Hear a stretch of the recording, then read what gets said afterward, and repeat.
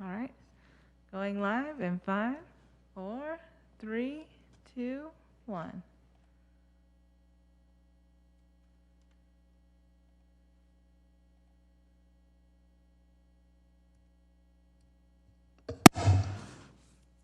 Good evening. Welcome to the September 25, 2023 Rental Housing Committee meeting. If you are joining in person, with our hybrid environment, we no longer can accept recordings except unless they're sent in advance by 4:30 on the meeting date. And additionally, we ask speakers to line up. We no longer ask speakers to line up on an item. And instead, we ask speakers to turn in a card in advance to Andrea, just to the staff, and your name will be called. So our meeting is called to order at 7 o'clock. And our next item is roll call. Okay, thank you. I'll begin with Committee Member Brown, Yo. Committee Member Ma, Present. Committee Member Cox, Here. Vice Chair Rosas, Here. Chair Keating. Here. Thank you. So I'm going to squeeze into this agenda item. One announcement that we have an opening on the Rental Housing Committee, and applications are due by September 28, this Thursday at 5 p.m. And the city website provides more information about how to apply. Thank you. So next is our consent calendar, and these will all be approved together unless anyone wishes to pull an item. Do we have a slide of our consent calendar? Okay, so these 3 items. Does anyone wish to pull an item? Okay, can we have a motion? Committee Member Cox? Yes, I make a motion to approve the consent calendar. Did we do public comment? Oh, on the consent calendar. Did you ask for public comment? I did not. Is there any online or in-person public comment on the consent calendar? Do we have any requests? Okay. So then we had, I'd like to discuss something. oh, so you want to pull an item or comment? Comment, I guess. Okay. I guess I'll comment that I believe we did get a question about 3.3, the calendar schedule. Did someone wanted to request that Columbus Day be shifted, or find that with me having a meeting on Columbus Day? Indigenous Peoples Day? That's what that said in the Q&A. I didn't see anyone saying a problem with that date. So, my Okay. conclusion was it's a perfectly good meeting date for 2024. Okay, so we were at having a motion to approve the consent calendar. Okay, I make a motion to approve the consent calendar as written. Thank you. Second. Very good. Our roll call. We'll begin with Committee Member Brown, Yep. Committee Member Ma, Aye. Committee Member Cox. Even though it's my anniversary. Oh, Thank you. Vice Chair Rosas, Aye. Chair Keating. Aye. Motion passes unanimously. Okay. My wedding anniversary. You know, I assume. Is there a different default for anniversary? work anniversary. Anyway, Moving on. Okay, next is oral communications. And again, if you're in person and would like to speak at oral communications for items not on the agenda, we would hope that you have submitted a card, and online that you would raise hand in Zoom. Andrea? It looks like we do have 2 virtual attendees. I'll go ahead and share my screen.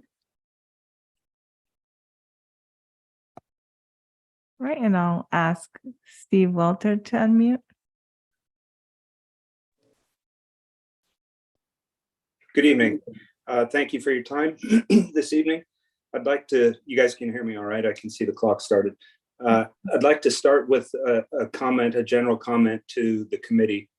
And this applies to some more than others, but the only thing worse than being blind is having sight with no vision.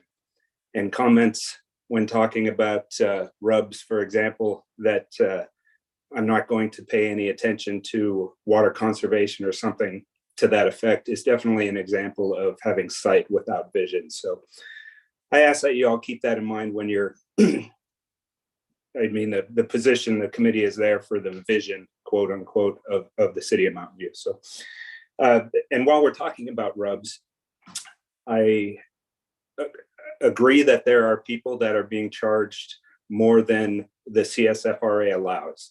There are provisions in the CSFRA for those people to file a petition, yet that seems to be being ignored and jumping past that to try and come up with some option one, option two, option whatever is being considered.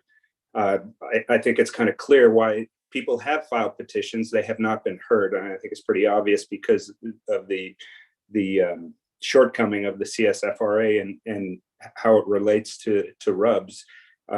There's no way to have a petition process because you can't answer any of the questions. So my comment is to spend time clarifying what needs to be clarified so the provisions, the existing provisions within the CSFRA can be used.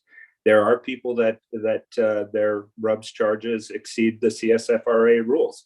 There are more people that is not the case. So it's only the provisions in the CSFRA are there to be used. Let's use them. And if it's not clear on how they can be used, let's clarify that. Let's not jump to some thought that, hey, this option is better than that option. Let's use the provisions that exist and let the people who are experiencing what they feel is unjust charges, let them use the provisions and petition as the document describes. So that's what I have. Thank you.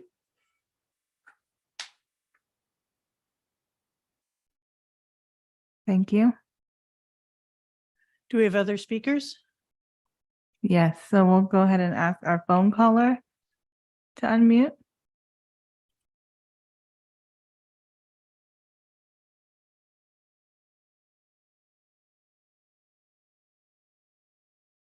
Yeah, hi. I requested some extra time, and there should be other people on the call that are yielding their time. So do I Yes. just need to tell you that and start talking, or? Yes, So I can would you confirm that and then you I've can double reset the checked. timer? Right. I've double checked the list that was sent to us earlier, and they're all online. Okay. So we can go ahead and start whenever you're ready. Okay, thanks. Yeah, RHC. I'm here with my colleagues representing the renters of Mountain View's mobile homes. The renters in Mountain View's mobile home parks rent both their homes and the space from the park owner. There's roughly 200 to tell the actual number registry. We're seniors, disabled folks, families with children, blue-collar workers, white-collar workers, and ethnicities and immigrants of all types. These folks are the lifeblood of Mountain View. They make Mountain View what it is. We're here tonight to tell you that the mobile home ordinance is currently structured, which was written to prevent displacement and keep folks in their home, is not working as intended. After 2 onerous cycles of 5% increases, which remain in effect until August 31st of next year, on top of what are already the highest rents in the country, residents are facing unsustainable, impractical rent increases. At this rate, in 20 years, rents will be over $9,000 a month. In essence, the mobile home ordinance is ill-equipped to keep folks in their homes long-term, which was the whole intent of passing the ordinance. Now, landlords may claim that rent control is hurting them, so let me refute that claim. Let's take a look at how the current legal regime sustains an ongoing windfall for landlords. Under current federal, state, and local law, landlords receive the benefits of Prop 13, which caps the increase in the assessed value of their properties at 2% annually. They receive tax deductions on their tax returns, which are not available to renters. They receive preferential treatment on mortgages, which are not available to folks who don't own land. They are guaranteed a current 2% AGA floor, which they can pass on to renters even in a deflationary environment or in a market with high vacancy rates. And they can take advantage of a built-in mechanism in the current law, which allows landlords to request rent increases beyond the AGA if they feel they're making insufficient profit. Now think about that for a minute. There's not a single industry or market segment anywhere in the country that receives such a comprehensive set of guarantees. Mountain View landlords receive this windfall. And what if the economy tanks? It doesn't matter. Landlords still receive the windfall. And why should landlords have one of their major expenses, property taxes, capped at 2%, while renters have their major expense, which is rent, capped at 5%. How is that at all fair? In addition, upon enactment of the ordinance, renters lost the one benefit they had previously received from landlords. Namely, as a result of the ordinance, landlords have eliminated all concessions and all long-term leases for renters, which historically resulted in lower rents for residents. As landlords will happily tell you, and as they have told us in no uncertain terms, this is what you get for fighting for rent control. The current ordinance is putting residents on a path that is simply not sustainable, and it's incumbent upon staff and the RHC to ensure that council is well aware of these deficiencies so the ordinance can be fixed. We're recommending the following enhancements. First, accelerate the time frame for lowering the AGA, which is currently set for spring of 2025 in the housing element, to the spring of 2024 before the next AGA cycle starts. If that doesn't happen, folks could see almost 16% cumulative increases over a 25-month period due to compounding if council doesn't address this issue until 2025. And that's on top of rents that are already the highest in the country. Two, rethink the current model, which sets the AGA in the future based on a trailing 12-month inflation rate. Under the current regime, folks whose leases renew in August of 2024 will receive 5% increases, even though inflation at that time might be different or even zero or deflationary. It's a broken model that incorporates historic inflation rates recorded as many as 31 months ago for some folks. Third, Antioch and Richmond, recognizing this issue, recently passed a rent control ordinance with an annual cap of 3% or 60% of CPI, whichever is less, with no floor. And there are numerous rental communities throughout the state, Santa Ana, Inglewood, Beverly Hills, with similar AGAs. So Mountain View would not be blazing a new trail here. Fourth, consider adopting rent caps. If your rent is $1,000, 5% might be manageable. If it's $4,000, 5% is like adding a car payment to your limited budget every month, compounded year after year. Percentage increases just don't work. We're in areas that have the highest rents in the country, like Mountain View. 5, roll the base rent back to a year in alignment with the CSFRA. For the CSFRA, which was passed in 2016, the base rent date for apartment dwellers was set to October of 2015. But for the mobile home ordinance, we got it set back 6 years later to March of 2021. How is that fair? 6, redefine when a tenancy commences. The current ordinance is highly prejudicial of long-term tenants. Folks who have been in their homes the longest are treated unfairly relative to new tenants, due in part to the way base rent is defined. In most cities with rent control, folks who have been in their homes the longest pay the lowest rents. And this is exactly the opposite of what's happening in Mountain View. 7, establish a vacancy control law for rentals, which prohibits landlords from renting their rentals for less than what the previous tenant was paying. With the current ordinance in place, landlords are raising rents as high as legally allowed, irrespective of market conditions, simply because they can and because they know it's difficult for renters, especially the elderly, to move. 8, approach the landlord about buying the rental homes and turning them into affordable housing. There's money in the housing element to do this. The homes are far less expensive than building new housing from scratch, and the landlord has signaled to the city they're open to the idea. 9, adopt Berkeley's Ellis Act displacement enhancements as the current displacement protections in Mountain View's TRAO are woefully inadequate, and embed them in the mobile home ordinance. Finally, we recognize the role of the RHC is mainly to administer existing law, but you and your staff are also the eyes and ears of the public, and the public is reaching out to you and your staff with a loud voice.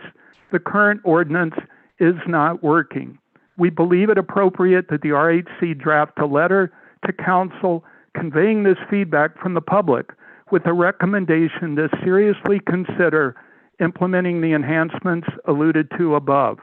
And we ask that you take this issue up at your next meeting in October when you have a work plan discussion scheduled.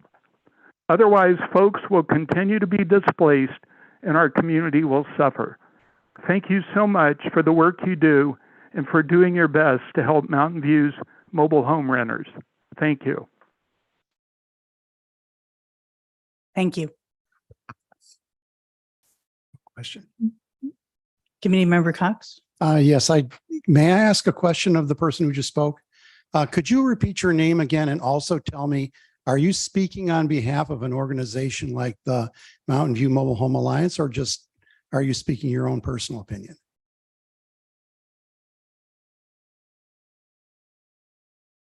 I'm a little nervous about landlord retaliation. I do participate in the Mountain View Mobile Home Alliance, as do the other 5 people on the line 5 people including myself, who yielded their time to me to speak on this issue. We're all renters. We've all been active in trying to get something that's fair to everyone. And we feel the current ordinance is not working, and that's why we put this letter together in hopes that both the RHC and council would hear us and act. Okay, but my key question was, are you speaking on behalf of the Mountain View Mobile Home Alliance, or it's just a group of you, doing this officially? Yeah, officially, it's probably the 5 of us. Okay, thank you. Although we did speak about this in Saturday's Mountain View Mobile Home Alliance meeting, but I'm only comfortable saying the 5 of us on the line right now. Okay, I appreciate speaking. that. Yeah, and I feel like we're speaking for the 200 renters that rent mobile homes in Mountain View. So. Do we have other speakers in oral public communication? No other speakers. Okay, thank you. I'd like to take just a really quick break and ask for some technical assistance with my screens.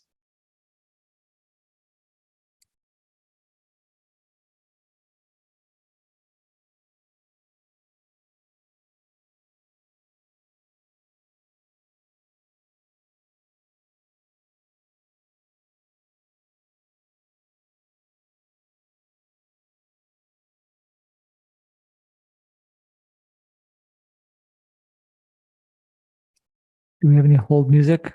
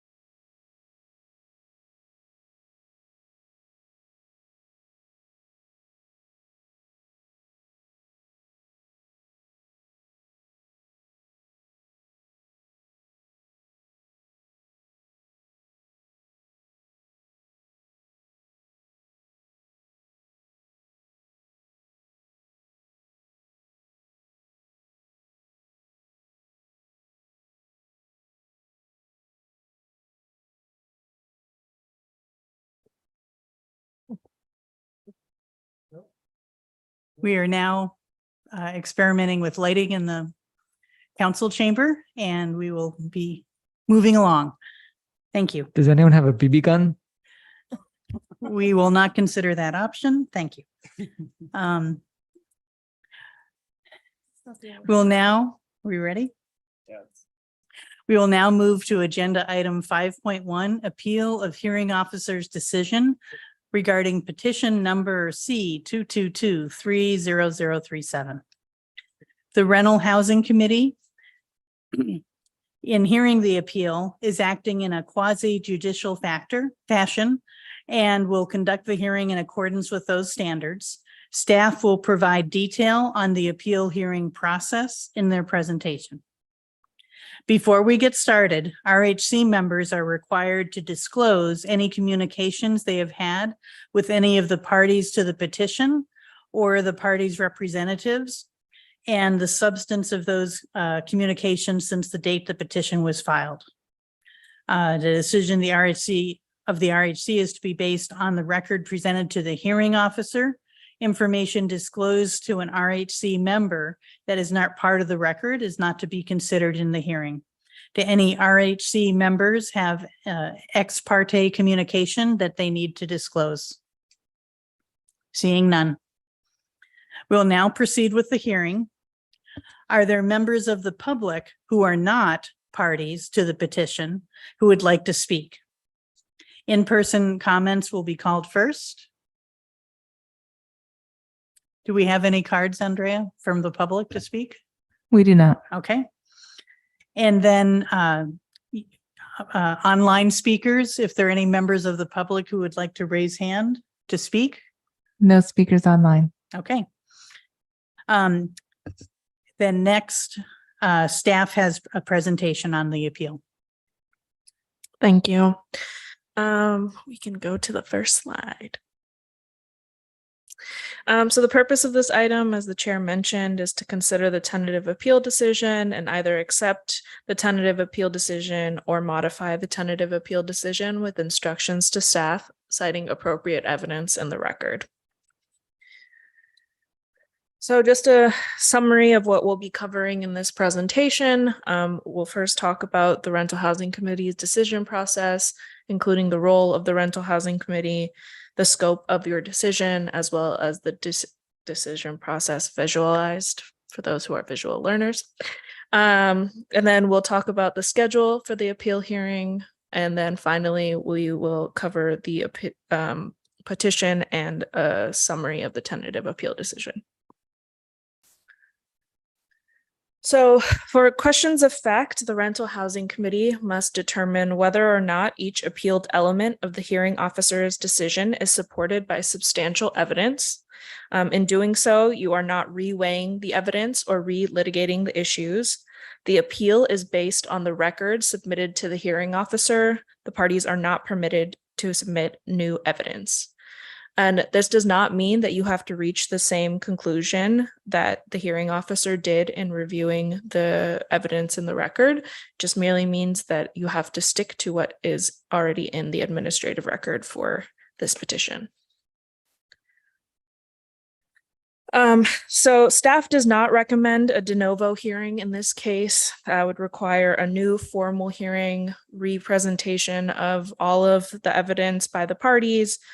This requires significant time to prepare for the Rental Housing Committee, and the existing evidence is sufficient as far as the facts go. They tend to be pretty undisputed in this case, and the existing record demonstrates adequate review and ample opportunities for the parties to present relevant evidence. There is one piece of the decision that staff is recommending be remanded to the hearing officer for further briefing, and we feel that the hearing officer is better positioned to make a determination on that after additional briefing from the parties, as well as gathering additional evidence and research versus the Rental Housing Committee making that decision.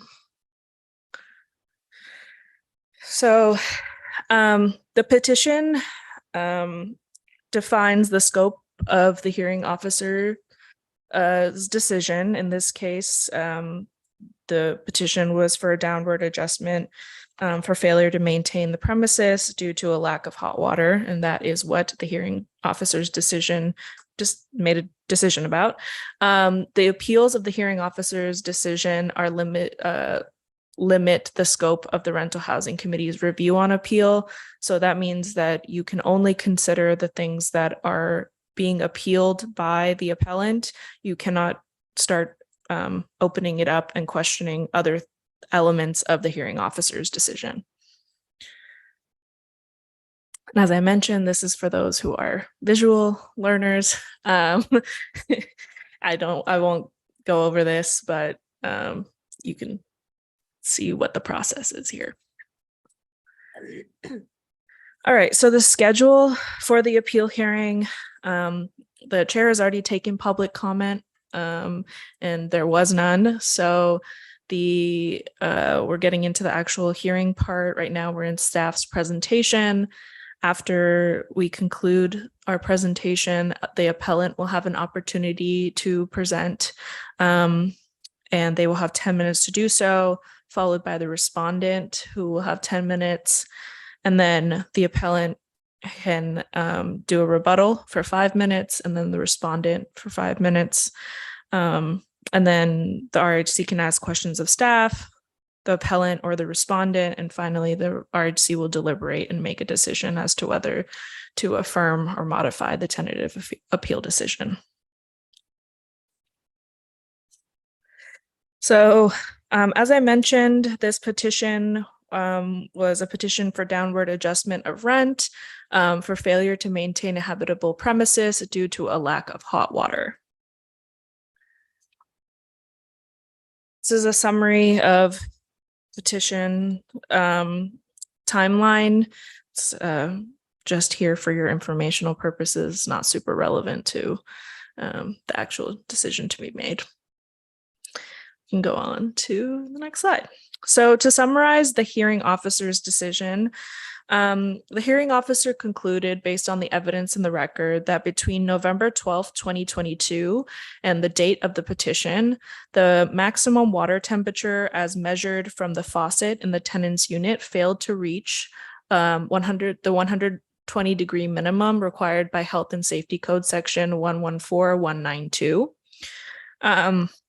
The hearing officer also held that the minimum temperature requirement was necessary to provide sufficient heat for tenant to shower, wash his hands, clean his dishes, and to prevent bacteria from forming where water was stored, and for other health reasons.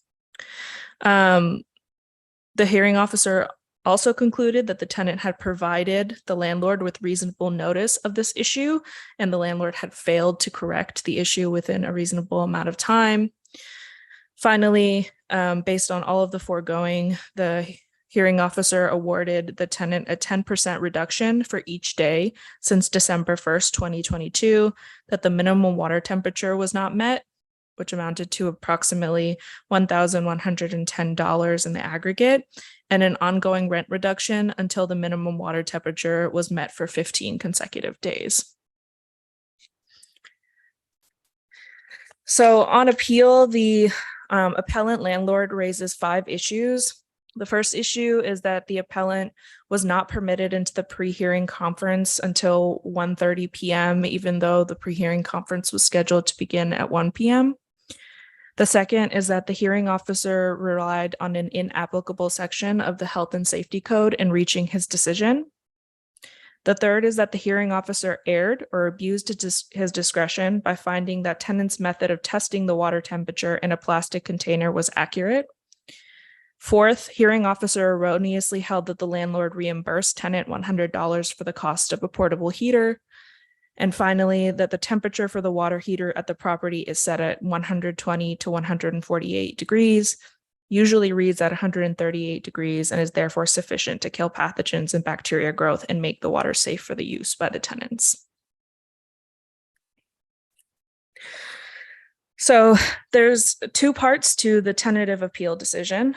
The first part affirms the hearing officer's decision in part, based on the following. The appellant provides no support that the pre-hearing conference was started without her presence. And in fact, the hearing officer's notes and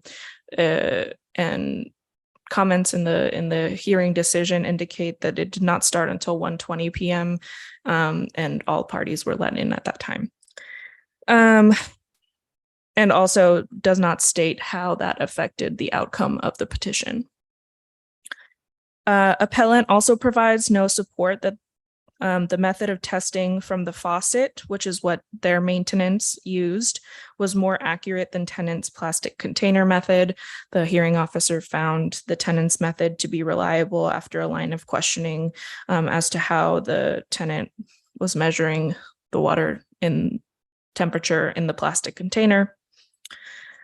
Third, testimony by both parties at the hearing supports the hearing officer's interpretation that the landlord reimbursed the tenant for a portable heater. Also, this issue, as raised on appeal, the appellant doesn't really indicate how this affects the ultimate outcome of the decision. And finally, the hearing officer actually reached the same conclusion regarding the water heater temperature and found that there were no issues related to bacteria growth or pathogens as far as how the water was stored and heated in the water heater. The second part of the tentative appeal decision would remand the hearing officer's decision in part.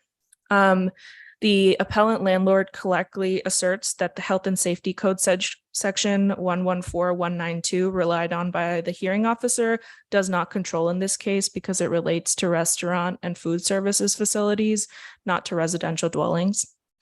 And the reason that staff is recommending that the decision be remanded is that there is insufficient evidence in the record for the committee to conclude whether the water temperatures constituted a violation of Civil Code section 1941.1A3 or Health and Safety Code section 17920.3A5, which are the two sections that are cited by the CSFRA as far as failure to maintain a habitable premises.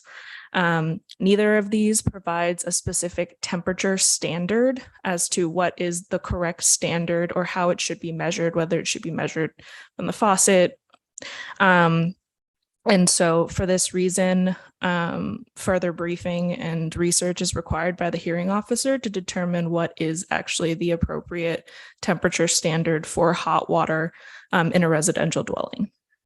And so based on all of that, staff is recommending that you remand this part of the decision to the hearing officer for determination of the proper standard and a decision as to whether the facts of the case as applied to that standard would still constitute a failure to maintain a habitable premises.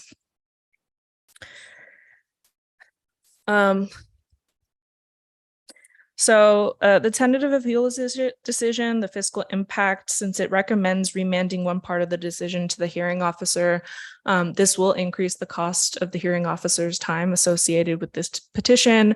However, the Rental Housing Committee's budget for the CSFRA sufficiently accounts for the cost of hearing officer time already.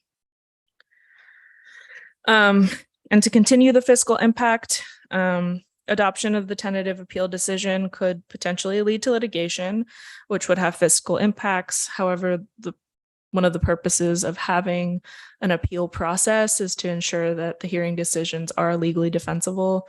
And so the whole purpose of the appeal process to the Rental Housing Committee is to reduce the overall risk of legal liability and litigation expenses. So the recommendation is for the Rental Housing Committee to consider the tentative appeal decision and either accept the tentative appeal decision or modify it with instruction to staff citing appropriate evidence in the record. Thank you. Thank you. So next, we will hear from our appellant landlord, and I believe they're going to speak here in person. Thank you. Can I call Shirley Ackenbauer to the podium? And you will have 10 minutes. Right. You have the, Oh. It's on, right? the red light is on. Yep. Can everybody hear me okay? All right, thank you. My name is Shirley Ankenbauer, and I'm the property manager for Villa de Red Apartments located at 1725 Wright Avenue here in Mountain View. It's a complex with 72 units and approximately 175 to 200 tenants at all times. As far as with the pre-hearing, Joanne Pham explained to me that for reasons out of her control, the meeting did not start until 1:20.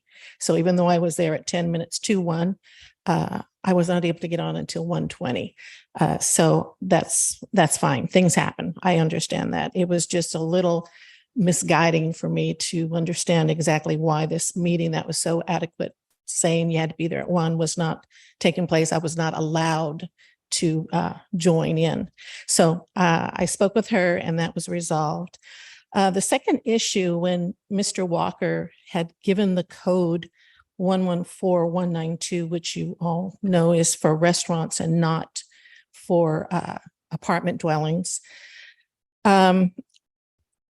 It was also mentioned in the documentation that I got from the committee that code 1941.1 and 17920.3, which states that there is no specific legal requirement for hot water temperature. And that is because when the water comes out of the hot water tank, it has to travel to the destination where it's going, whether it be a bathroom, kitchen, whatever. So wherever the hot water tank is located determines how hot it's going to be or how not hot. I mean, that's just common sense.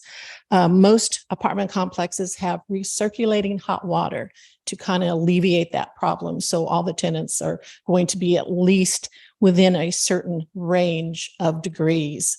And that's something that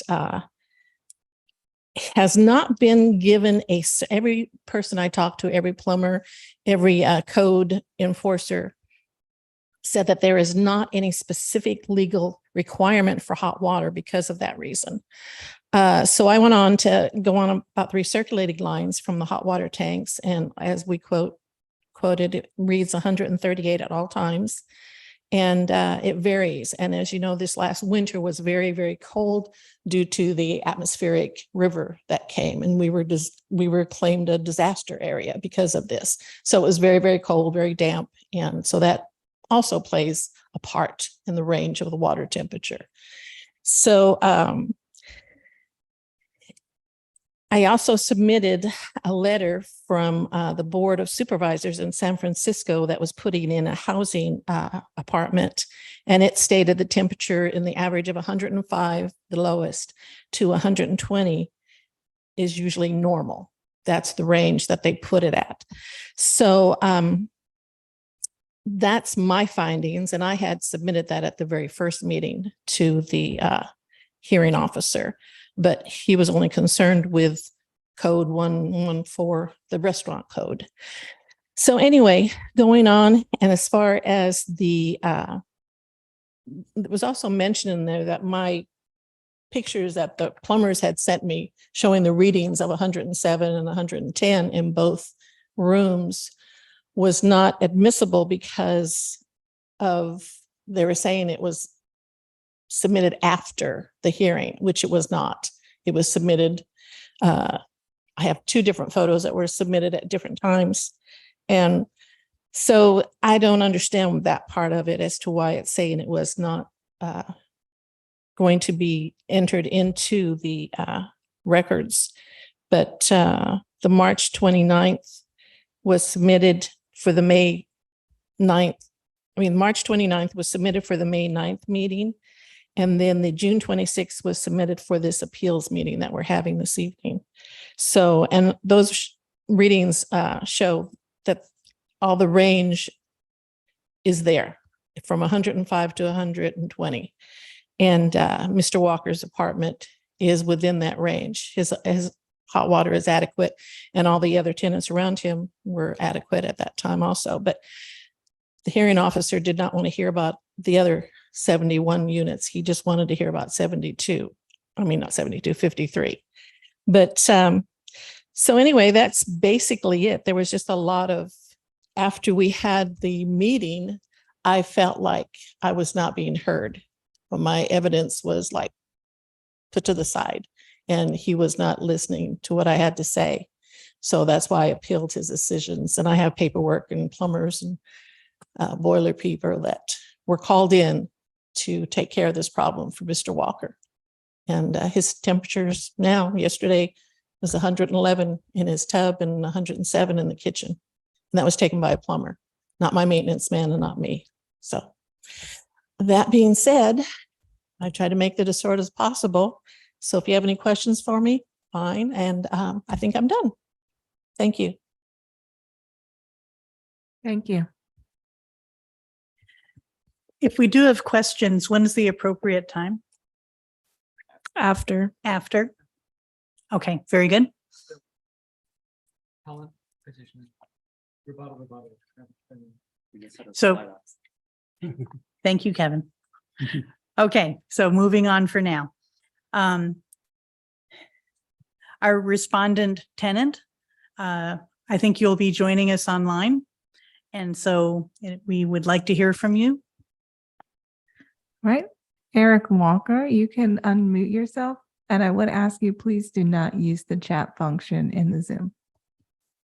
Okay, can you all hear me? Yes. Hi, thank you all for your time. I appreciate it.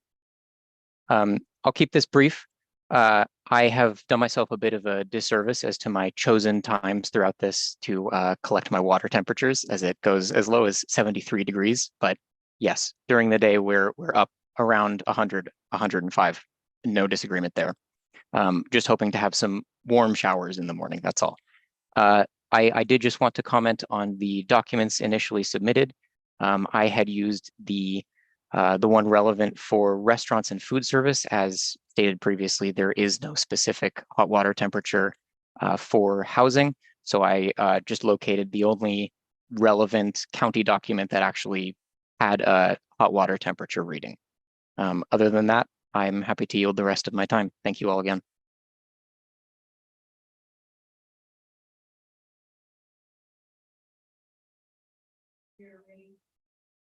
Thank you. Now we are ready for up to 5 minutes from our appellant landlord to rebut any statements made by the respondent. And we ask you to limit your comments to rebuttal rather than repeating information already stated. Back to the Yeah. Gonna get my exercise tonight. Okay, as far as Mr. Walker's concerned, like he said, he just went with the one that said 120, the highest one he could find. The reason being is restaurants, they have to sterilize their dishes to serve their food people. So everything I looked at, I even went through the codes that are written down in the appellant thing from you guys talking about the different codes as 1149 and all of them. There's so many codes out there, but it's, and like he's admitting, it's hard to get a certain number. So he went with the highest one. And I also, if I told him, I said, if your water's not hot enough, you need to be closer to where the main heat is. I'll let you move to a different apartment once. There was 2 that were vacant at that time when this came up, and he declined. So I don't know what else I can offer to him. And I think that's it.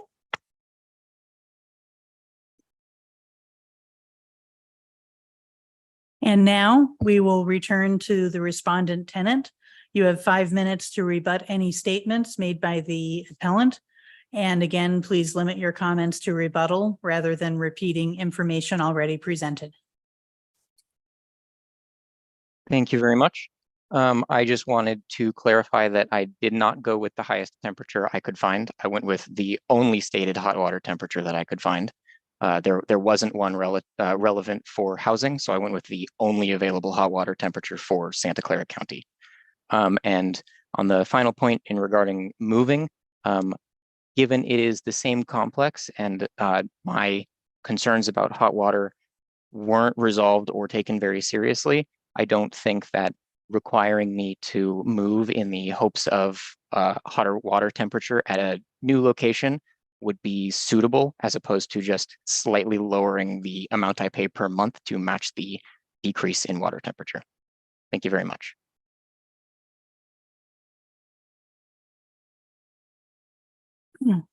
So moving on. So rental housing committee members, first we'll have questions from staff.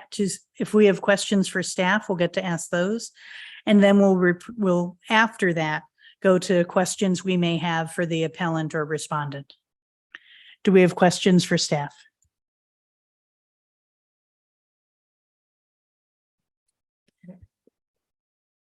I have one. So we received a lot of information and all of it is admissible, correct? You need to be more specific with your question. No, all of it is not admissible. There are, in fact, the Board of Supervisors letter that was submitted by the appellant is not admissible. It was not in the original administrative record. Additionally, there are some photos that were submitted of readings as the appellant mentioned, that are readings after the May 9th hearing that were submitted only for the purposes of this hearing that are also not admissible. The picture I'm interested in is the picture, or I guess the readings at the adjacent apartments. Is that admissible or not? It's not relevant. The hearing officer did not find it relevant and so did not consider it in reaching his decision. So no, those are not admissible. And I'd just like to understand better if, so it was part of the original hearing, but it was considered not relevant by the. Right. It was not considered by the hearing officer in his decision, in reaching his decision, and therefore it's outside the scope of both the hearing officer's decision and the appeal. Thank you.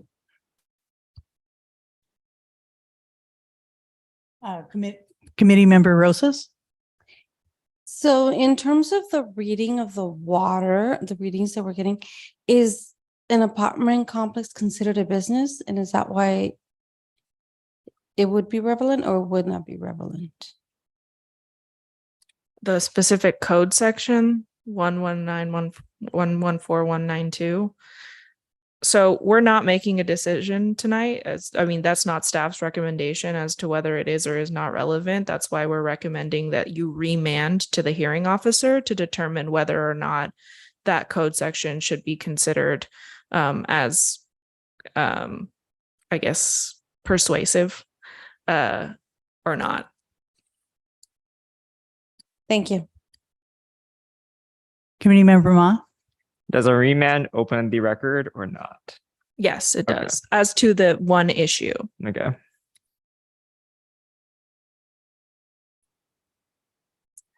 Okay, I think now we'll move on and ask, do committee members have questions for the landlord or the tenant? I'm not seeing any questions. Okay. So now we'll ourselves deliberate the issue and consider how we want to resolve the appeal. Committee member Cox. Okay, so first of all, I want to thank the landlord and tenant for coming here and giving us your reasoning. And I also want to thank staff for going through the issues in a very thorough and appropriate way. And I will give you what my initial opinion is on this, but of course I want to hear what the other people on the committee think about this, because this is the only second time I've done this, like many of us, except for the vice chair. So anyway, I agree on all the things that the hearing officers said should not be remanded, basically in accordance with what it is she said. And I think the thing here that is most important is from my perspective, it isn't even the matter of whether or not something is simply true. You can state things that are true, but unless they're material to the issue at hand, then, I mean, you know, they don't enter into the decision-making process. So I will acknowledge that many of the points that were raised could be true, but we have to restrict ourselves to the things that are material. And then I think the other thing is that comes back is whether or not the issue on the recommendation to remand the issue of the water temperature should be done. My opinion is that it should, for the following reason. I do agree that a clear and simple reading of the health and safety code is that it applies to food service facilities and not residences. The civil code section and health safety code sections, they refer to hot water without specifically defining it. And but I did find that the Chapter 2 of the California Plumbing Code does define hot water as water at a temperature exceeding or equal to 120 degrees. So, but I don't know whether that's compelling toward the decision, and that's why I would like to see it remanded, because another thing that I found was that in such cases like with the civil code and the health code, where there isn't a specific definition of the hot water, then it could be up to a local code if a minimum temperature is required. And I don't have any evidence on whether there is any local code that makes that any clearer. So for all of that, I think, you know, there's this needs to go back for more information. And so I support the tentative appeal decision. Thank you. Other comments? I'd like to comment that I think this all comes down to what temperature, and that's the issue that will be remanded. And so I too am going to support the tentative decision. I agree with my colleagues. Thank you. So I think we're ready for a motion. And Do the other two want to say something? there's, Okay. I think we've spoken for the majority here. Okay. Is there a motion to approve the? Okay, I make the motion that we accept the tentative appeal decision. Second. thank you. And roll call? I will begin with Committee Member Brown, Yes. Committee Member Ma, Aye. Committee Member Cox, Aye. Vice Chair Rosas, Aye. Chair Keating. Aye. Motion passes unanimously. Thank you.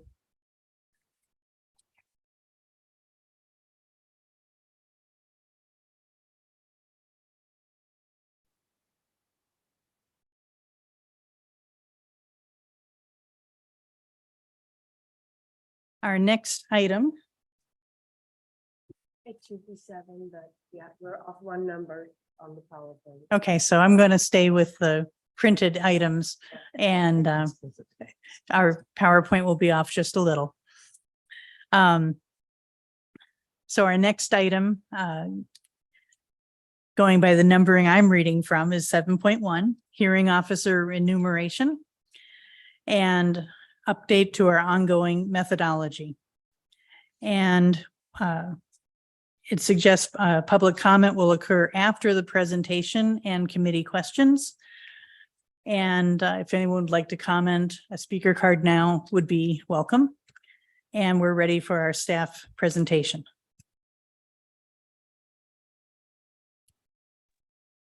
Good evening, Rental Housing Committee, and thank you, Chair Keating.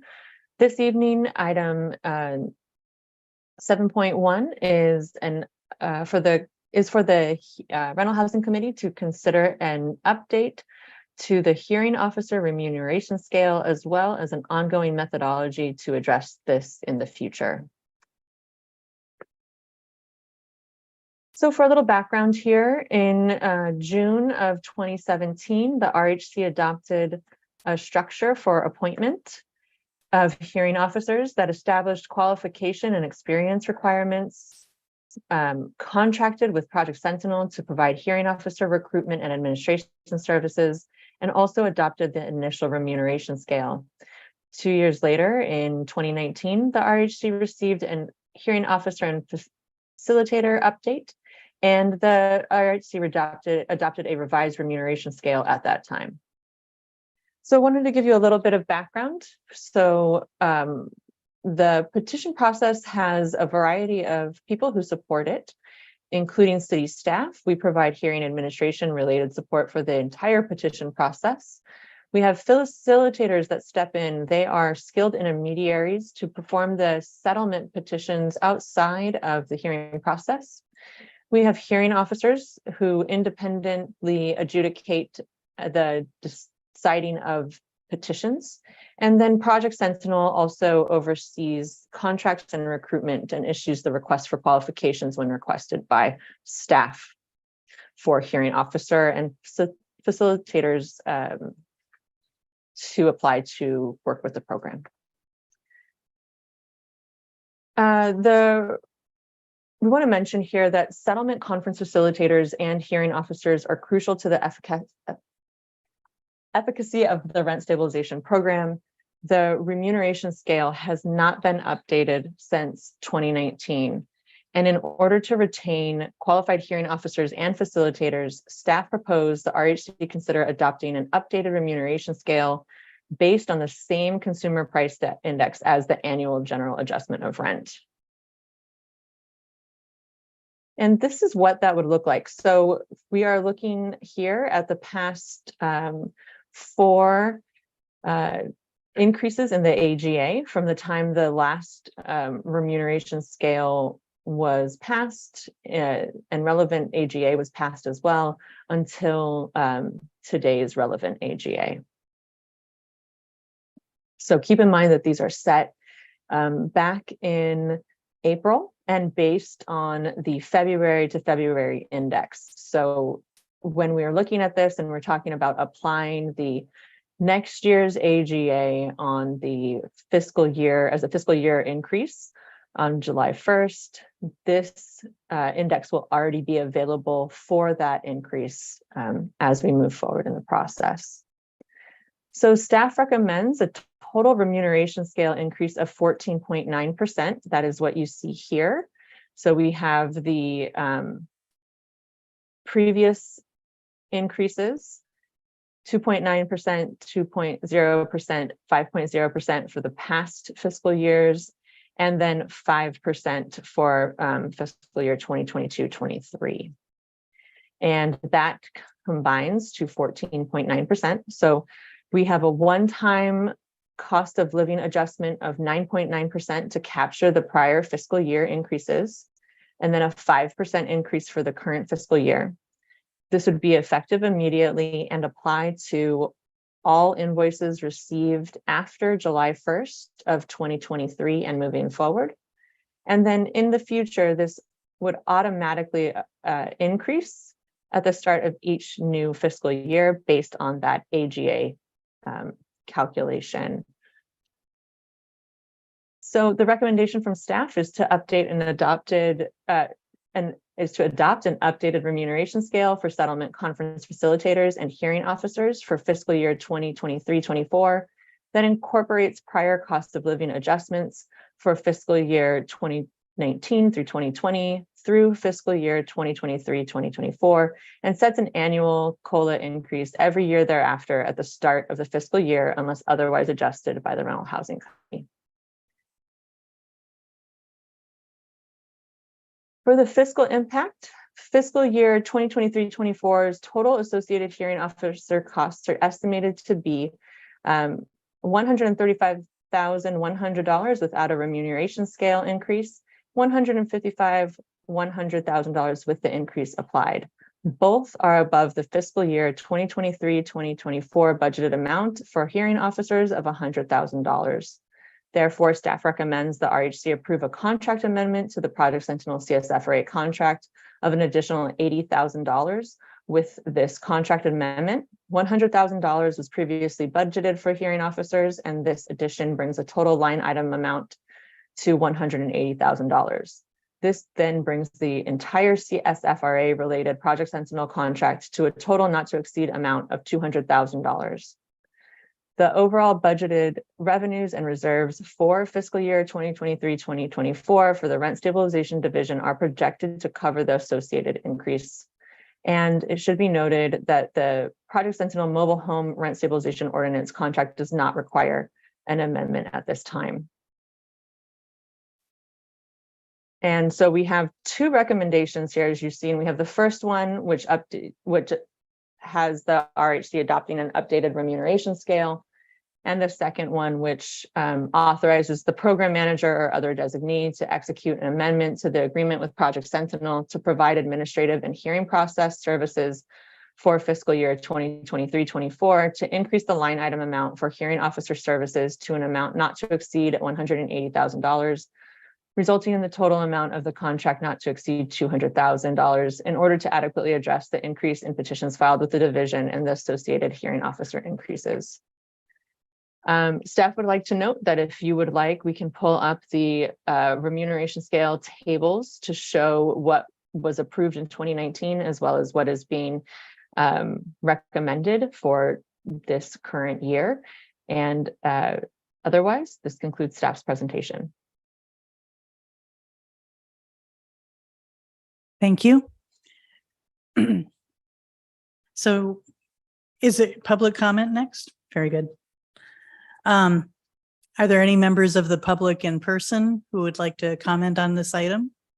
Or if there are members on Zoom who would like to comment, then please raise hand. Okay, looks like there's no public comment. Okay. So now, committee member Ma. I have a few questions. First question is, why is this being considered now and not back when we were discussing the budget earlier this year? Was it because the contract was up for renewal at this time, or is this just a recent ask?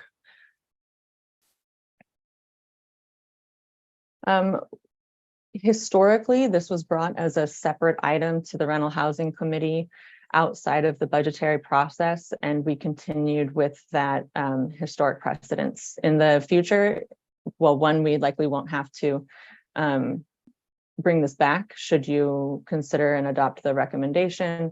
Two, in the future, it will be wrapped into the budget process if so needed.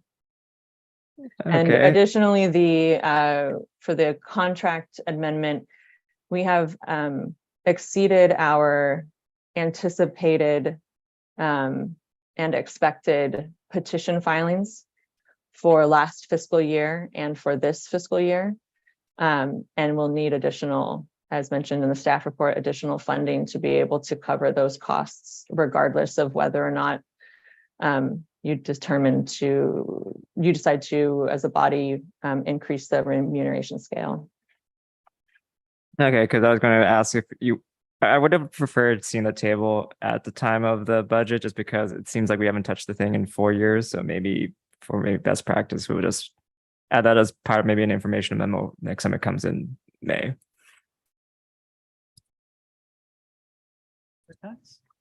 I was looking at, there's an hour cap for tenant petitions AB and an hour cap for decision on remand. And the first one was increased from 8 hours to 15 hours. And the second one from 5 hours to 10 hours. And this isn't a question of, the remuneration per se, but how many hours would be allowed for a process. And I'm wondering what went into the decision to increase that.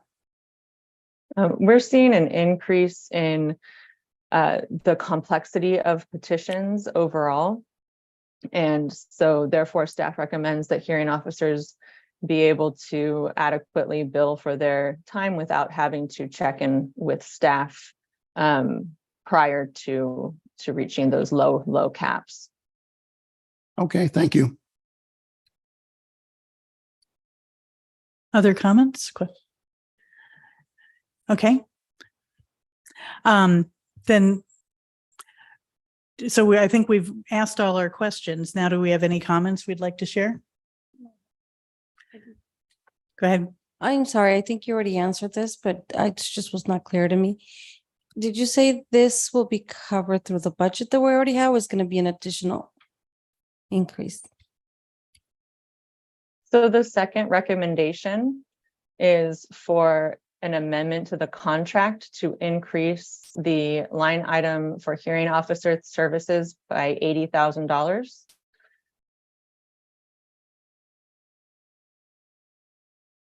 As you can But the see extra here, we cost- would, Oh, we right.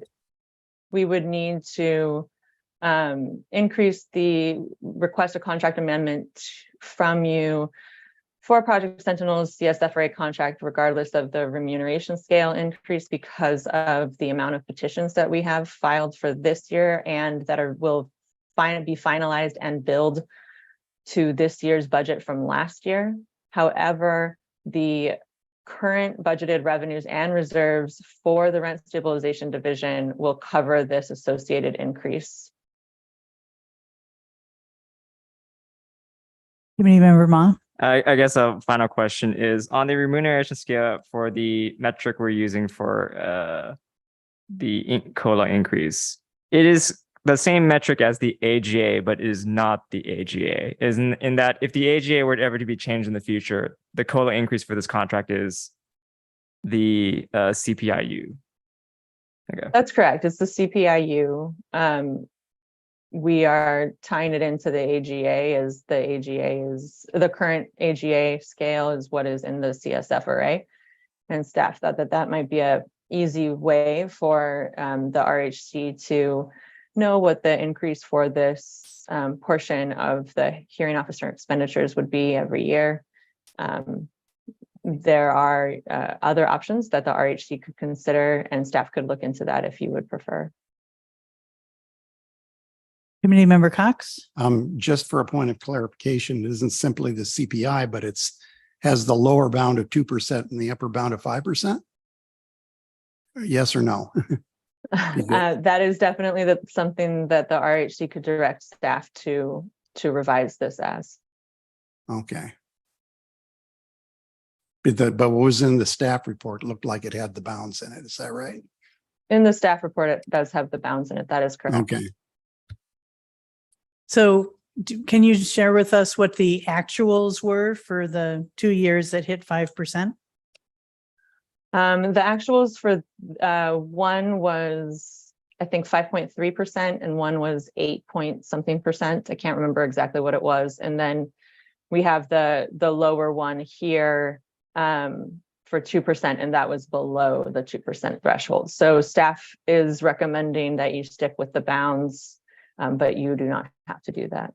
It's up to the RHC for consideration. So I'm going to comment.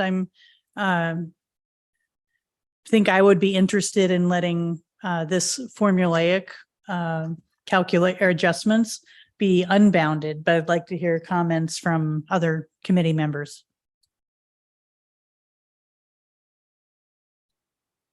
Committee member, yes. Were you were first? Okay.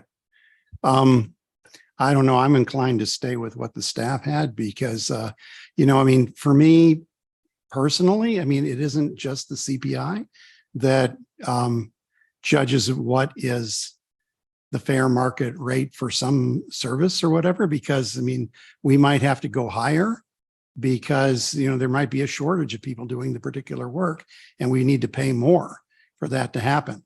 But I mean, I'd like to try this out and see how it goes. Committee member Ma? No? Committee member Brown? I kind of like the symmetry of having the same floating with a floor and ceiling, unless we're going to change the AGA calculation. Just having it apply uniformly across the different policies we have feels nice. That's my comment. I think one of the considerations here is that we don't want to kind of fall behind in our payments. And, we have our own reasons for having, views about that. For example, fixed rate mortgages. When we look at the AGA that's used in the actual CSFRA AGA calculation. And I haven't really thought through, but I guess the reason why this is forgiving is because we can always change it. And if we have a study that comes along that says we've fallen behind in our level of payment to the hearing officers, then we can adjust. So this is certainly better to have some built-in adjustments than to not have an adjustment and get years behind inflation like we have. So are we ready for a motion? Okay.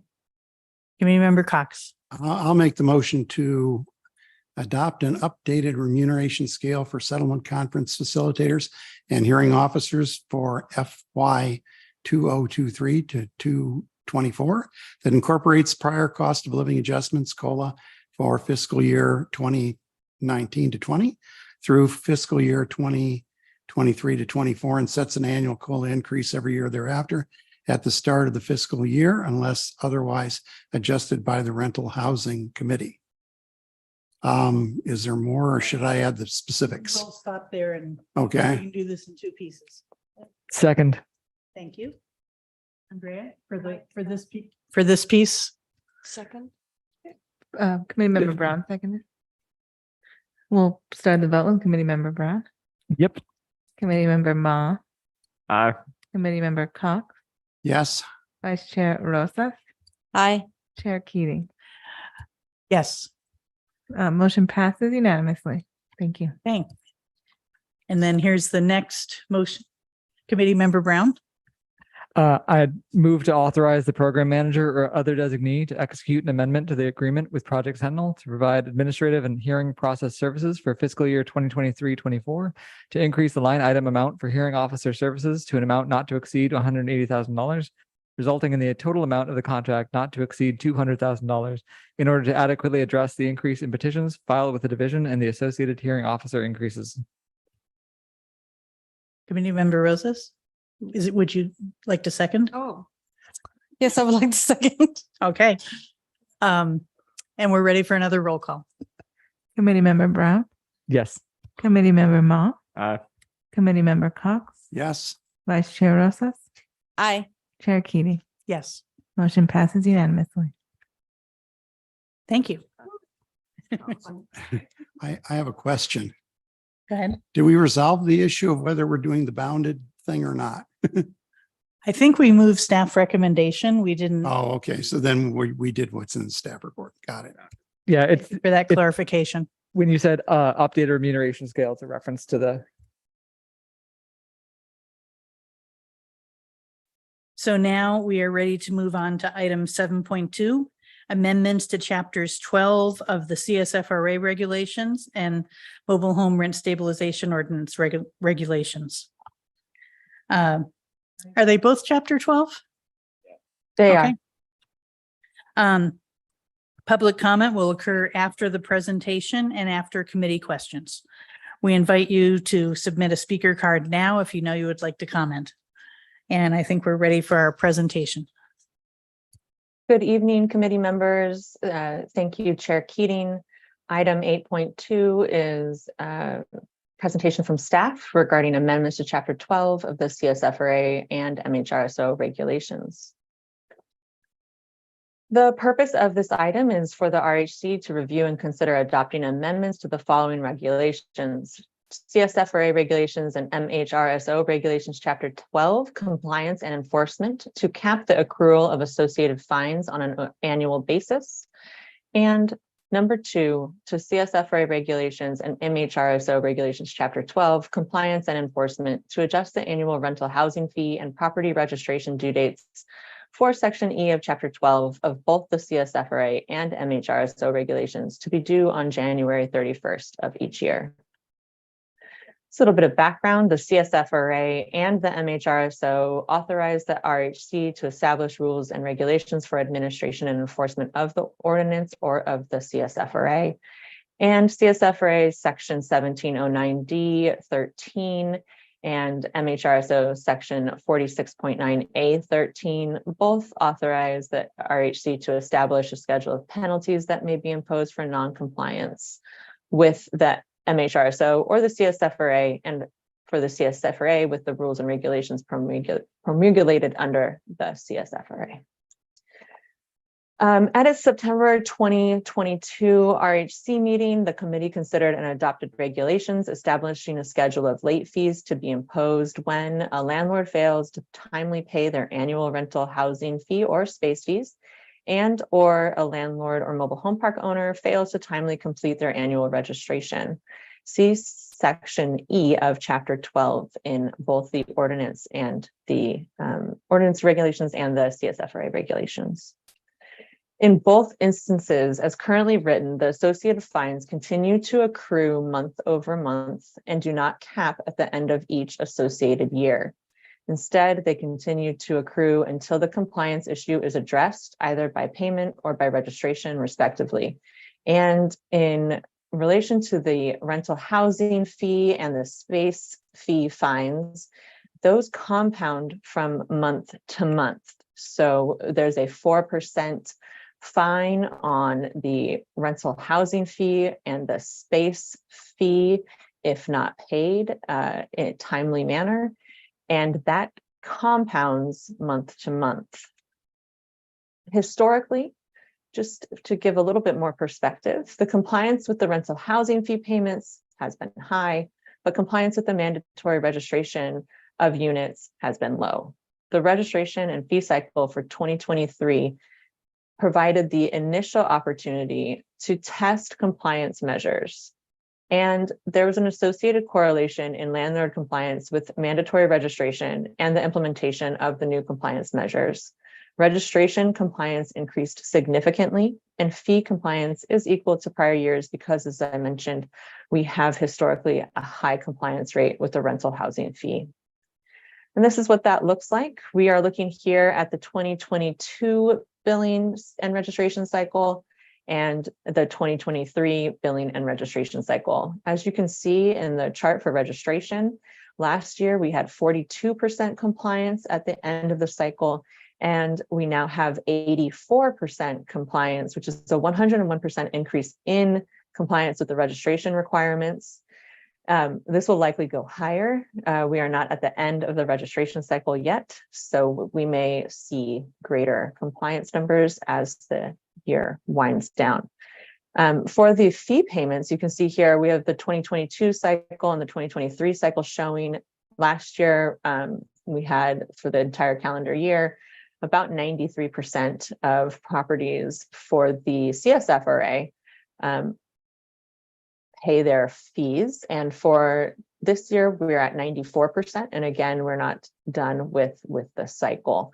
Staff would like to note that the compliance for fee payments for last cycle is higher than 93%, but we wanted to show a comparative time frame and illustrate the difference as best as possible. So this is what that looks like, and the increase in the registration compliance, as I mentioned before, is quite significant. Since the adoption of Chapter 12, staff has worked with the Finance and Administrative Services Department and the committee's registration database vendor to identify the best way to implement fees and fines. Based on these discussions, staff recommends using 3DI for future implementation of both the fees and fines payment platforms. However, this will still require modification to the current fine structure. In order to more effectively administer the fines portion of the compliance measures, staff began discussions with 3DI to process invoices and payments through their system. This will greatly reduce manual processes and the likelihood of associated errors. In this implementation, however, there are considerations. It is very challenging for the system to process fines if they continue to accrue continuously. The system cannot continue to accumulate fines on the prior year's lack of compliance. And once the system transitions to a new registration cycle, property owners are unable to register their properties for years previously unregistered in the system. Additionally, the registration and fee payment due dates are different. This may lead to confusion about among the community about when registration and fee payments are due, and it's beneficial to bring both the rental housing and space fee and the registration due dates into alignment. This ensures consistency with the application of the regulations and late fees. Should there be a significant decrease in compliance after the implementation of the suggested amendments, the RHC may review and revise the regulations as needed. Additionally, should the RHC want to continue the current fine structure without caps, an alternate solution is not currently available at this time, would require extensive research, may result in a recommendation to find alternate vendors outside of the current portal system, and it is unknown if alternate vendors exist at this time. Shifting away from the current portal would also impact the division's budget and require additional funding. The fiscal impact is as follows. The adoption of the proposed amendments to the CSFRA regulations, Chapter 12, are not anticipated to impact the CSFRA budget, and the adoption of the proposed amendments to MHRSO regulations, Chapter 12, are not anticipated to impact the MHRSO budget. However, the committee's decision not to adopt the proposed amendments may have an impact on the RHC's budget for both the CSFRA and the MHRSO by delaying implementation of the regulations and therefore delaying collection of late fees and charges and requiring that staff seek out proposals from additional vendors. Therefore, in order to address these issues, staff recommends the RHC amend the regulations as follows. Capping the accrual of associated fines at the end of a 10-month period for each year. And for any associated late fines from a previous year, the full amount of new balance includes any prior year's balance line itemized by year. And staff recommends the RHC set a November 1st end date for the accrual of late charges and fees that best comports with the technical limitations of the system. So this is what the staff recommendations are. The first recommendation is to amend the CSFRA regulations and MHRSO regulations, Chapter 12, compliance and enforcement, to cap the accrual of associated fines on an annual basis, and to amend the CSFRA regulations and MHRSO regulations, Chapter 12, compliance and enforcement, to adjust the annual rental housing fee and property registration due dates for Section E of Chapter 12 of both regulations to be due on January 31st of each year. Staff would like to note that this is not the full text of the updated regulations that is provided in the staff report and in the draft regulations that were presented to you as attachments for this staff report. And that concludes staff presentation. So I think, I'm guessing we probably won't have public comment, but for order, we should be doing committee member questions next before public comment. Is that correct?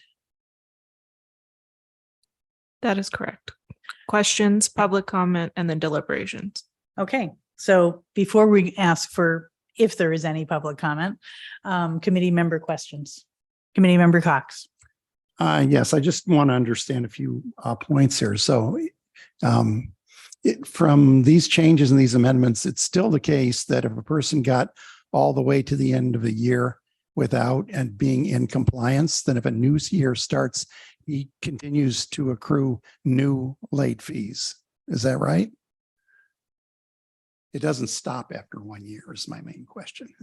So that's correct. Essentially, what we're proposing here is that there's a cap on the year that has passed. So right now, those late fees continue indefinitely.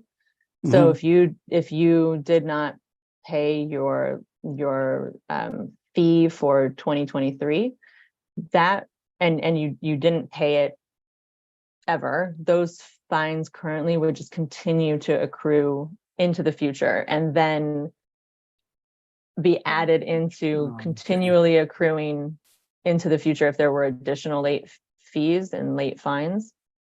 And the system is not able to continually accrue for prior years' lack of compliance. So what would happen is there's a cap on that fine, basically 10-month cap, and that cap stops the fees from accruing additional fees and fines for that year. So it freezes it in time, and then if there's a balance on that account, it would roll over that frozen capped amount to the next billing cycle. So for instance, if you had a fine of $100 in 2023, and it was capped in 2023, that $100 would roll over to the next cycle. So if you had, if the rental housing fee was $100, you would have your new rental housing fee of $100 plus that new line item of the fines and associated late fee for the prior year of $100. So you now would have a bill of $200, and then moving forward, fines would only accrue on that $100 for the new cycle because the system has challenges otherwise. Okay, I understand that now. Thank you for that. And one more question then. It looks like the fee compliance is plateauing around 94%. Any idea why?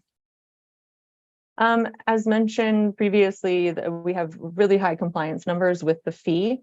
There are additional factors outside of staff's control that we have challenges with annually, including when properties transact, finding the new owners, ensuring that properties are in compliance is challenging if there are new owners and we are unable to reach them.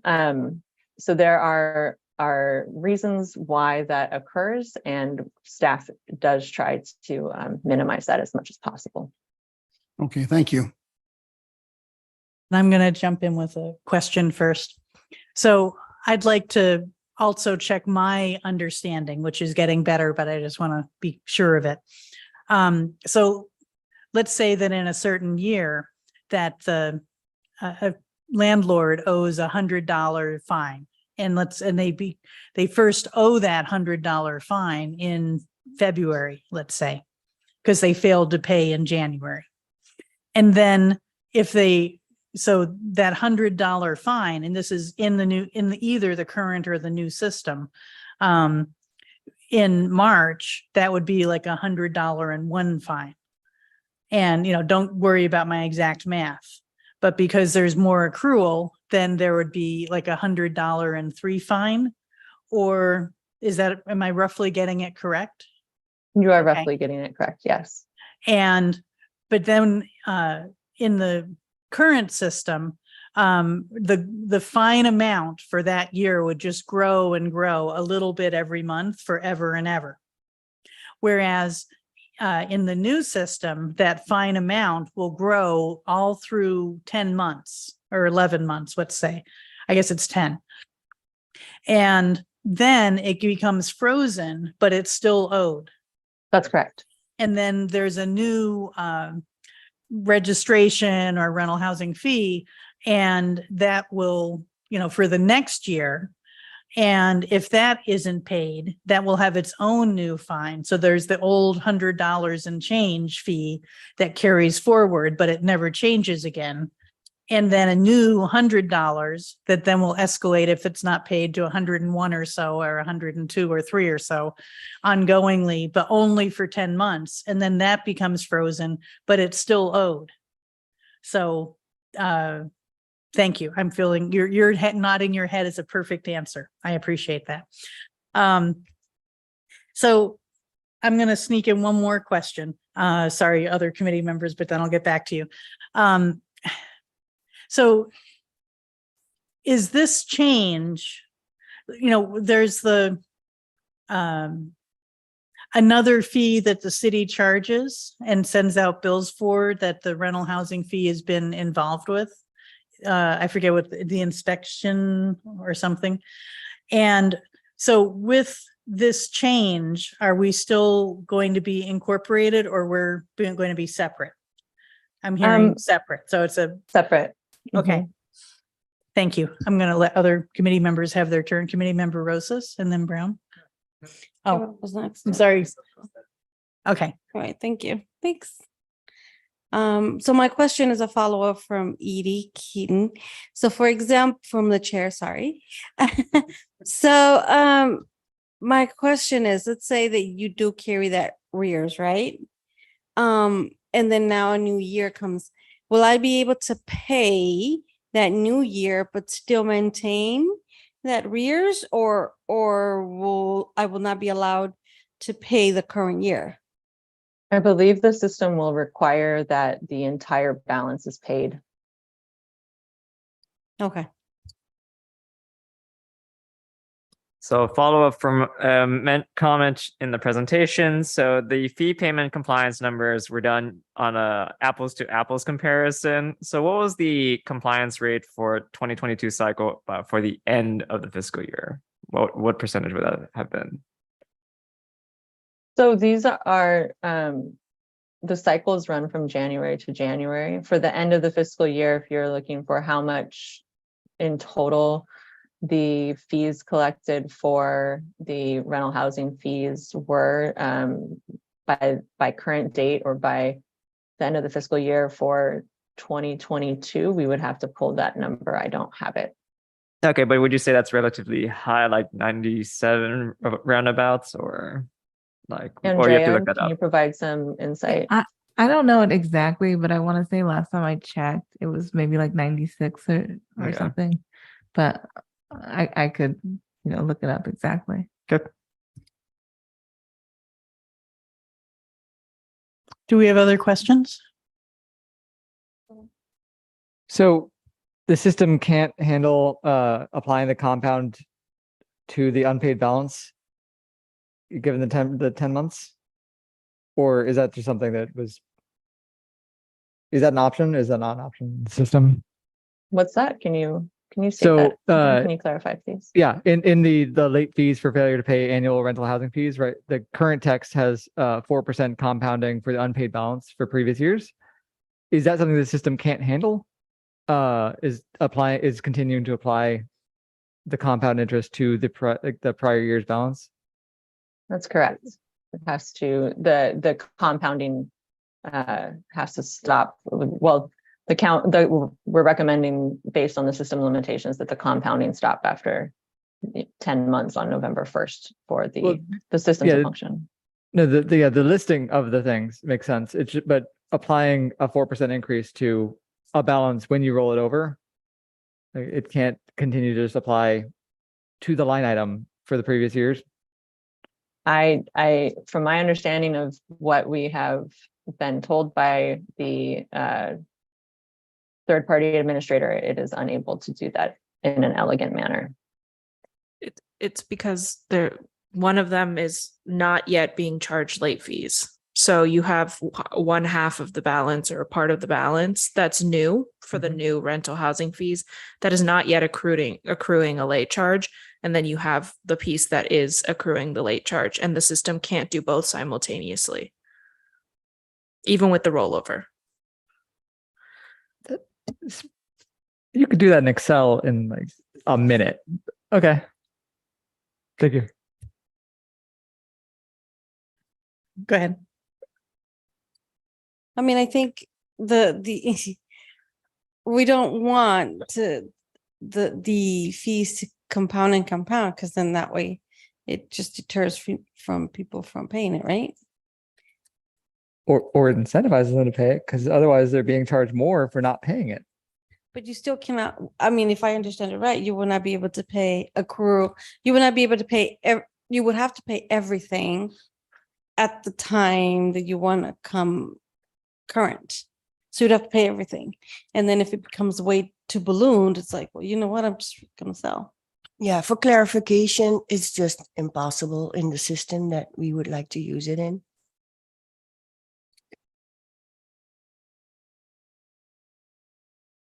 Committee Member Cox, did you have a question? No, I'm just Okay. waiting to comment. Okay, we're getting close to comments. So, sorry, I'm just trying, I know I had a question. Oh, I know the timing of getting this done. I mean, assuming we, go with the plan as proposed, January is coming up fairly quickly. And is there confidence that this change will happen by January? Yes, that's actually why we brought it to the committee this evening. The vendor is starting to build out the new requirements for the new registration cycle. And that is happening now, currently as we speak. and they need to have the guidance from the committee as to whether or not to proceed with what they're building. Thank you. And then just a follow-up question on that. So does the current system already have any, maybe for the AGA, does it currently send mailings to all landlords in certain situations?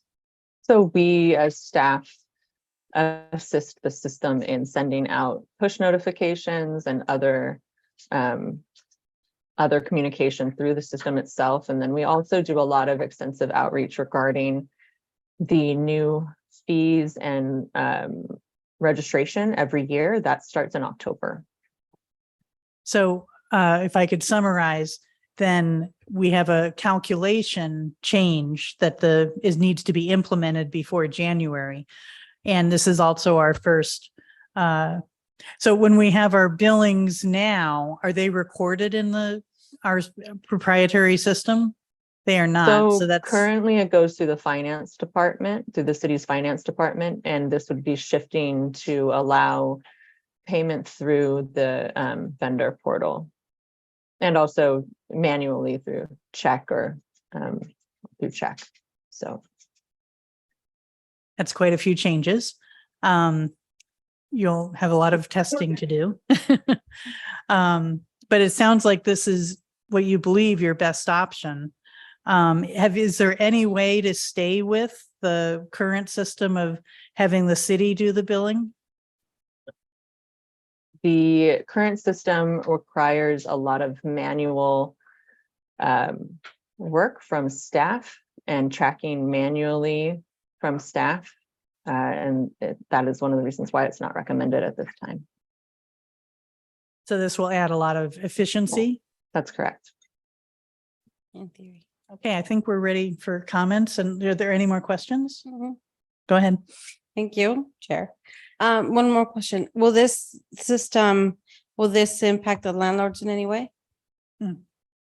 Well, they will be able to make payments through the portal instead of having to go through the finance department. So that would be the biggest shift for the property owners. And staff will be able to more quickly, have information on payment and registration, whether or not people have paid or registered their property. Okay. You did mention that you will be noticing or notifying the landlords. But I know that the staff is really good about doing trainings. Will this be required as well? I mean, if the landlords feel that this new system is a little more cumbersome, will you be doing trainings? We will have trainings as we have in the past to assist with registration. That this is no different. It does not affect registration. This just provides a way for people to now, instead of having to go to the city's website or to go to the city's finance department with their invoice, now they can access that all in one place in the portal. So they don't have to leave the portal system with this new process. They stay in the portal system and they can pay right along with the registration. Okay, thank you. So I think we're at the end of questions. So now I need to call for public comment. And if there is anyone online who would like to comment, please raise hand. If there's anyone in the audience, please submit a card and come forward. Okay, we have no public commenters on this item. So now committee deliberations. Committee Member Cox. Sure. This is just as a guy who spent the last 40 years of his life working with software. I'm always kind of amazed when a limitation like this comes up, where, anybody with a pencil and a paper and a calculator would have been able to do it, but some sophisticated system cannot. But I do understand that when you make a choice of a system that you're going to use, there are a lot of considerations involved. And, just being able to do, fourth grade math with a calculator is not the only thing that you would, require of it. So I understand you have good reasons for wanting to stick with this system that you've chosen. And I also understand that while it does raise my eyebrows a little bit, that, this means that, people who are, not current with their payments on this will be getting a discount of somewhat as a result of it. I mean, the point of the penalties is not to raise money for the city or to be punitive, but simply to encourage compliance. And so I guess if I don't hear anything substantially different from the other committee members, I would go for this. I just want to make a comment though. There is one nagging, persistent thing that bothers me, and I'm going to use an illustration to go with it. And that's that I want to compliment you in terms of like getting up the compliance for the registration, because I think that's extremely important. And a lot of work is being done toward that. And that's great. I'm a little bit, bewildered, by the fee compliance plateauing. And that's because, it's real easy to understand what the fees are, and they've been around for a long time. And so here's my illustration. I live on Houghton Street. There's about 23 houses on the street. Okay. And so if let's say I went around to my neighbors and I'd say, do you feel okay if everybody on this street pays this property taxes except one person? Smart Alec might answer, if it's me, yeah. But I mean, but in reality, most people with just that information would probably say, no, that's not fair. And I'd like to know why. But then there can be extenuating circumstances, as you bring up, like what happened if somehow, the owner of the home, is lost in the Sierras and they don't know where he is, right? I mean, and then he doesn't pay the fee. Okay. But then he gets found later and, he pays the fee. So, I mean, I can believe that there are reasons, but I really do, if it doesn't get to like around 98%, I'd really like to see staff take the time to explain at least what the cases where I'm not asking for any personal information, people, but just the for instances to see whether they're reasonable. And that's not for tonight, but that's just my comment. Thank you. Committee Member Ma. For clarification of the committee, where is the number? Where's the base data from where we say this is what 100% means compared to, currently 96? Like, what is the source of truth for the 100% for like fee compliance? Is it CoStar database or is it something else? For whether or not people have paid, it's if they've paid their invoice. No, as in we say, yeah, where's the denominator from 96% from, right? Because if we Where say, are we getting all of the total number of units Right. that need to pay?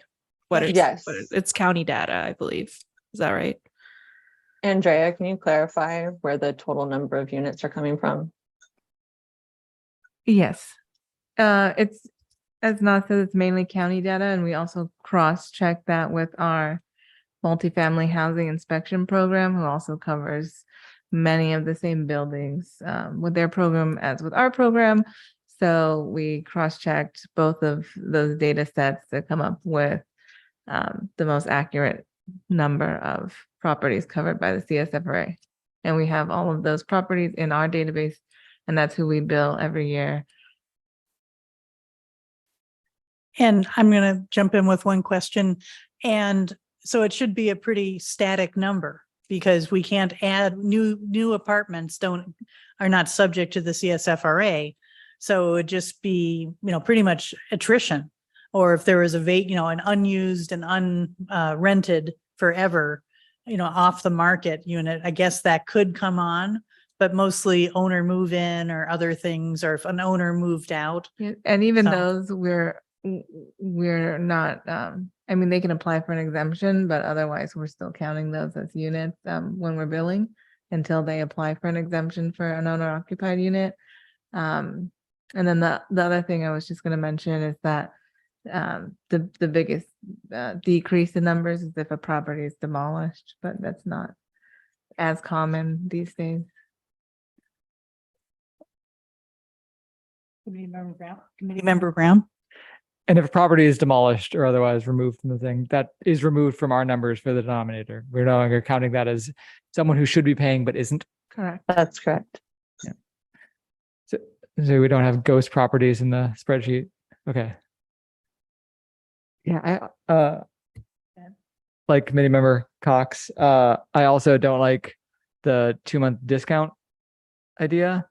And reading this, it still doesn't make sense to me that you wouldn't just add in the line item for the previous, like the accrued amount, and then apply the 4% to the unpaid balance, including the unpaid balance for previous years.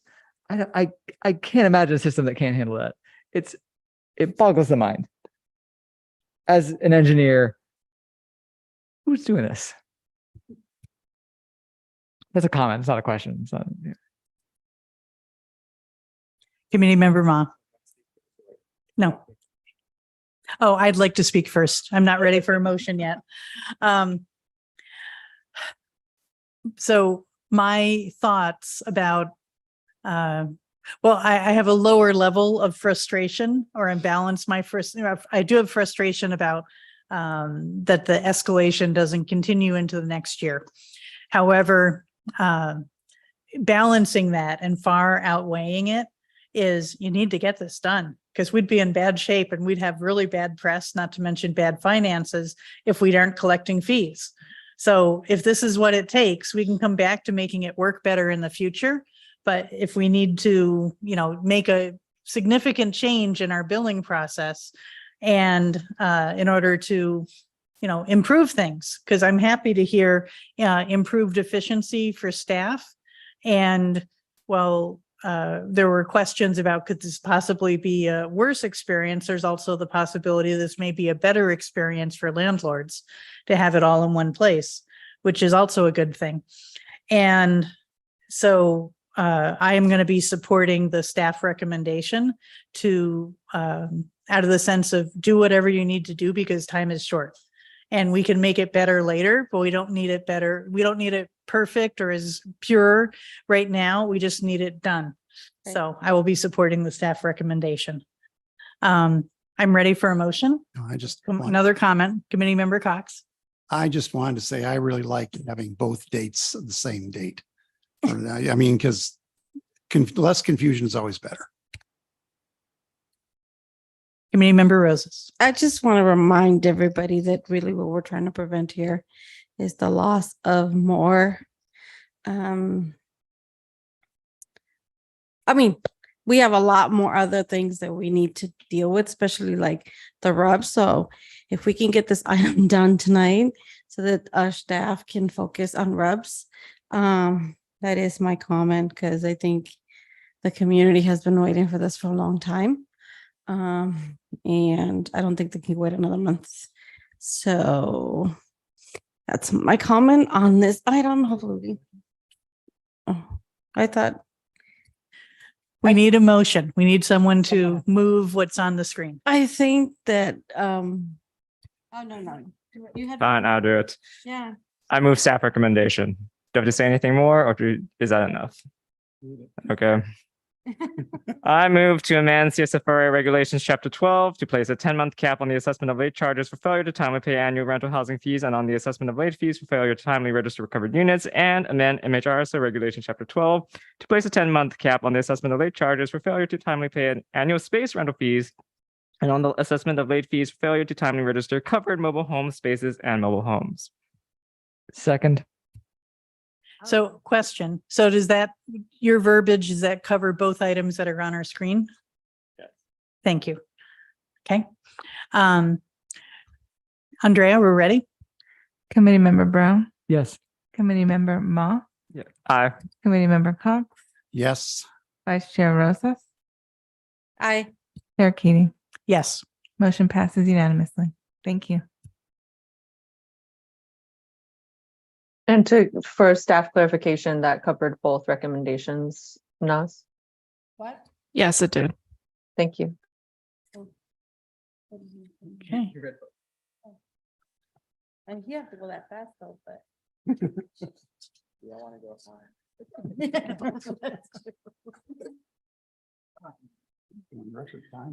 Okay. Thank you, everyone. We will now move to committee staff announcements and updates. Next slide. All right, we'll start with going over our upcoming workshops and the Housing and Eviction Help Center dates. All right, so on your screen here, you'll see our upcoming office hours and workshops. We are continuing to have our virtual office hours every single Tuesday from 10 a.m. to 12 p.m. At the link above, you'll see mountainview.gov/RSP office hours. And then we have our list of upcoming workshops. So we are having some hybrid landlord workshops now that you're going to be starting to see in our schedule. So the first one here is October 5th, and it's at 2 p.m. during working hours for our landlords and property managers. And the topic will be how to lawfully increase rent. We're going to do this both online and in person at our office, 298 Escuela. And then after, you'll see we have our next workshop, October 12th. That one is not at 2 p.m. Sorry, that is at, I think, 6:30.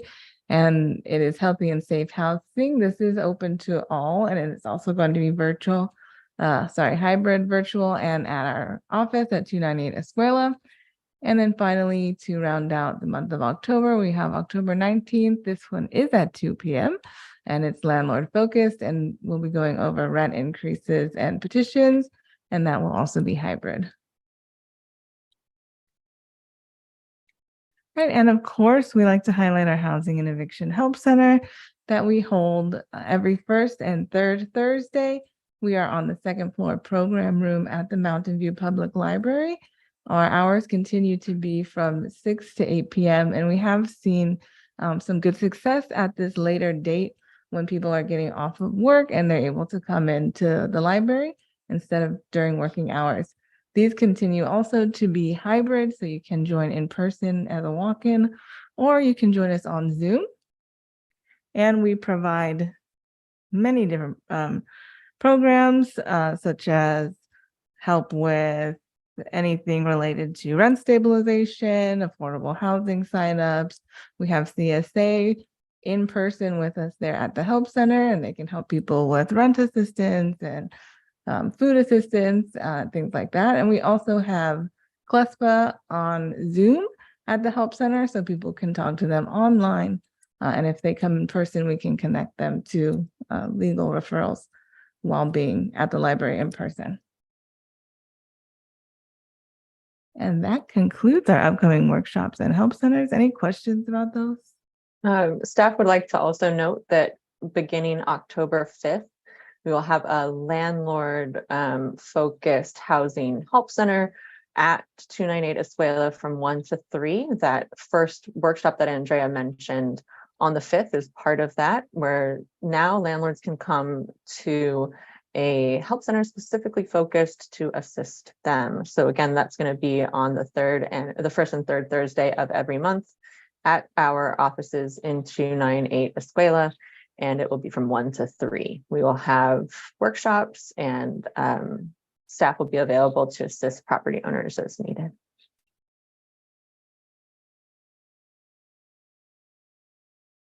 Thank you. And can we, do we have a slide for our next item? Okay, let's move on to that.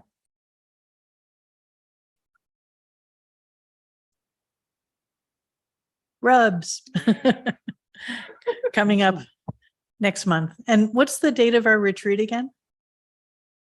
October 21st on a Thank you. Saturday. Mhm. Yeah. Do we have an idea what the retreat agenda will be? And that will also be circulated. Committee member Ma? So in my questions on an earlier item, we mentioned that there was a future item on addressing penalties. Is that going to be coming anytime soon, or is that much further in the future? Penalties. penalties. As in the question I was asking. Penalties. The question I was asking is, in the hearing officer decision, we said 10% was the penalty. And the staff response was that we will eventually deal with a matrix of penalties. Is that going to come up anytime soon? Or Oh, you're talking specifically about the valuation, how hearing Mhm. officers value habitability concerns in petitions? yes. So that is something that the RHC can consider addressing in the future. Right now, hearing officers have full discretion on how habitability concerns are valued in the petition decisions. It has been brought to the RHC has requested in the past that staff eventually at some point in the future bring a potential valuation scale for consideration to increase consistency across petitions. But that is a challenging piece of policy for staff. Okay, so that would be like something to talk about in October in the work plan discussion. Or is that Yes. something that's To already? include in the work plan. Okay. Yeah. So reviewing our work plan is a likely agenda item for the study I session. think that one is scheduled for November, the work plan for next year. I'm sorry, The work plan for the rental housing committee is scheduled for their November meeting. November. Very good. So are there any expected appeals in our October 16 meeting? Okay. Yes, there are. Sorry, we have the postponed appeal. There were supposed to be 2 tonight and 1 was postponed because for religious reasons. So there is an appeal. Yes. Okay. So we will have a full agenda at our next meeting with rubs and an appeal. Yay. That's how it goes. Okay, I think we're close to adjournment. Is there anything else we need to discuss or ask about before we adjourn? Oh, no, never mind. And I don't need a motion to adjourn. I just need to record the time. Yes. Okay, our meeting is adjourned at 8:55. Okay, 8:59. Thank you. Thank you, everyone who listened. Good night.